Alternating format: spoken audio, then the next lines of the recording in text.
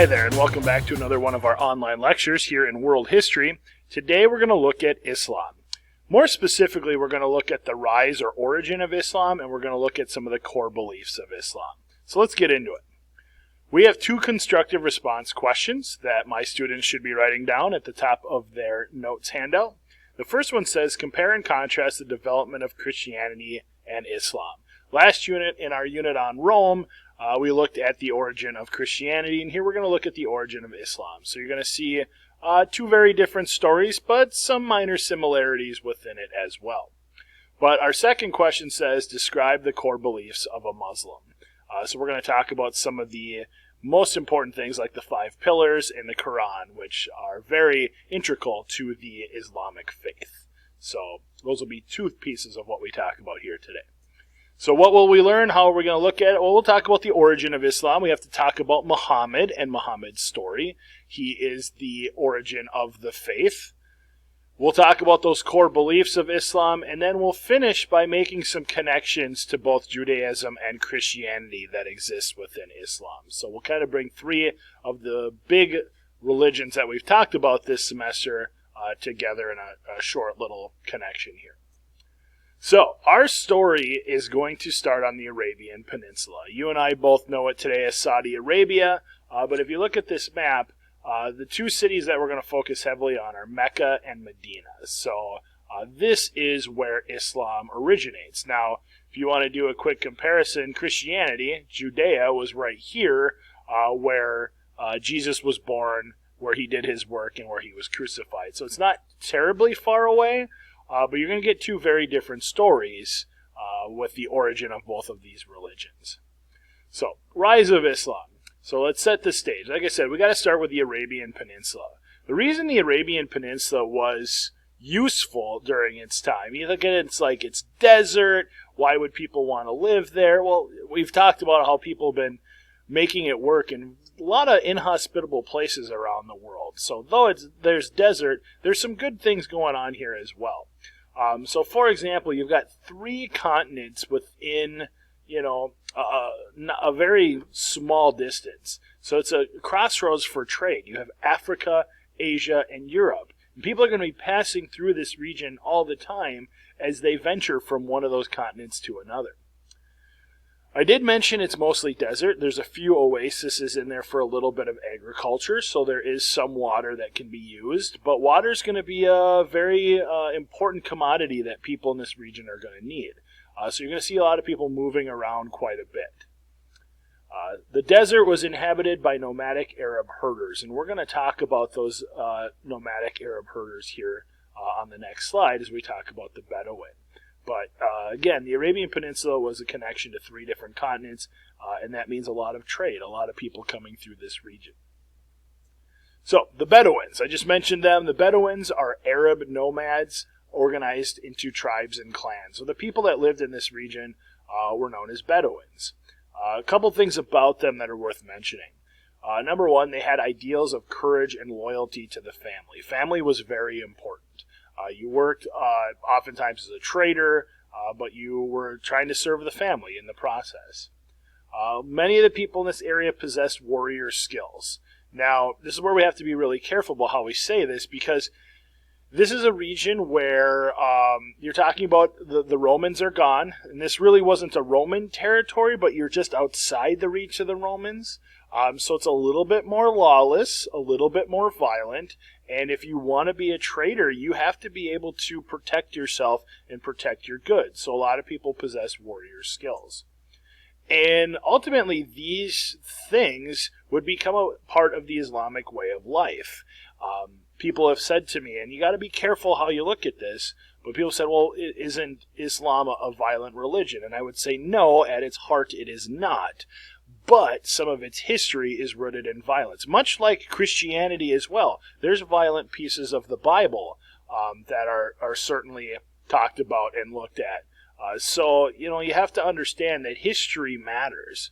And so Islam is going to be born into an area where trading was a big part of what people did, but there was often bandits and people who would steal, much like we saw in the Roman Empire earlier. So just trying to make it very clear here about where Islam came out of.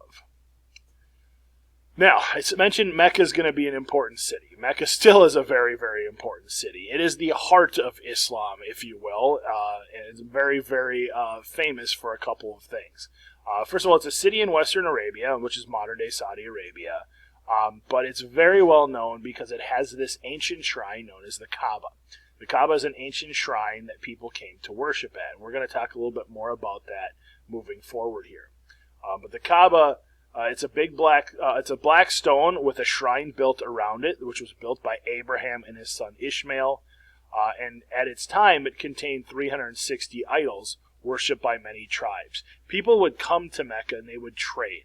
Mecca became a trading hub, and it had this Kaaba, which is going to become pivotal later on as we talk about Muhammad's story here in a little bit. So we're going to come back to this momentarily. So here's the Kaaba today. You can see thousands of people come and visiting it. It's at the Great Mosque here in Mecca. Just a look at the inside here, you can see the stone, and this is the shrine that's built around it. People walk around it multiple times. They often touch it or even kiss it. This is a very, very sacred site for Muslims. So, Muhammad. Muhammad is to Islam in the same way that Jesus is to Christianity. And let me carefully deconstruct that statement. Both of them are the origin of a religion. And that's where a lot of the similarities stop. But without Jesus, you wouldn't have Christianity. Without Muhammad, you wouldn't have Islam. So this is the beginning of the story. So Muhammad was orphaned at age 6 and raised by his grandfather and uncle. And he grew up in this Bedouin system of trading. So at age 25, Muhammad became a businessman and a trader. That's what most people did. Eventually, he married a woman named Khadijah. She was a successful businesswoman. It's said that their relationship was very much about the business aspect as well as the romantic aspect that you can expect from a man and a woman. But that's all kind of secondary because Muhammad's life changes. His life changes when he was meditating in a cave and he was visited by an angel. The angel is the angel Gabriel. And angel Gabriel proclaims to Muhammad that that God wants him to preach the message that there is only one true God. And that becomes the cornerstone of Islam. There were a lot of polytheistic people in this area. Certainly there were Christians nearby, but in this part of the Arabian Peninsula, you had more tribes that were polytheistic. And Gabriel tells Muhammad, all right, you need to go to all these people, and you need to tell them all of their gods, all the other things they worship, are secondary. They should focus everything on one true God. And so that becomes the origin point of Islam. So Muhammad began to preach and spread Islam. Again, the idea that there's one true God. Now, another thing we got to mention about Muhammad is not seen as divine. Where Jesus had healing powers, Jesus was divine, he was the Son of God. Muhammad is a prophet. He is a messenger. He does not possess any extra powers. But he is told to start this religion by talking about the one true God. So, again, a difference between the origin story of Christianity and Islam. So what we get out of this is Muslims they put all of their focus on Allah. So Allah is the Arabic word for God. Islam itself is submission to the will of Allah or God. And if you do that, if you submit, you become a Muslim, one who has submitted. So those are three important words that help define the Islamic faith and practices. Again, Allah is the Arabic word for God. Islam is submission to the will of Allah. And Muslim is one who has submitted. Now, things are going to change. Muhammad's going to be forced out of Mecca. Turns out that if you tell a bunch of people to stop worshiping their gods and only worship one, not everybody really gets psyched about that and is super willing to give up their religious beliefs. So Muhammad is forced out of Mecca and heads north to the town of Medina, like you see here. So we're going to call that the Hijra, and he's also going to return to Mecca. So in 622 AD, Muhammad and his followers leave Mecca for Medina. They head north, and they continue to spread Islam. This is known as the Hijra. This becomes year one for Muslims. This is kind of like the beginning. It's along this journey where Muhammad gains a lot of his followers. A lot of people stop to listen to him. A lot of people start following the one true God. Even the first mosque is established for Islam. Mosque is like an Islamic church. It's the building where people go to worship at and pray. Well, eventually Muhammad said, I need to be in Mecca. Mecca is where the people are, and that's where I need to go do my most important work. So 8 years later, in 630 AD, Muhammad returns to Mecca, and he has to fight his way in. Muhammad is known as a warrior. There were people there that didn't want he and his followers in, so he did have to basically work his way through as a general, and does successfully make it back into the city. He goes right up to that Kaaba that we talked about. And all those idols that were there, and he destroys all the idols at the Kaaba and says, no, do not worship these. You should be worshiping the one true God. And this is his return to Mecca, and his following only continues to grow at this point. Now, he dies 2 years later at the age of 62, but his work had been done. Muhammad, there's no doubt he had gained a lot of followers, a lot of people continue to spread his teachings, and Islam is going to grow quite rapidly. In fact, from this moment on, it becomes the fastest growing religion on the planet.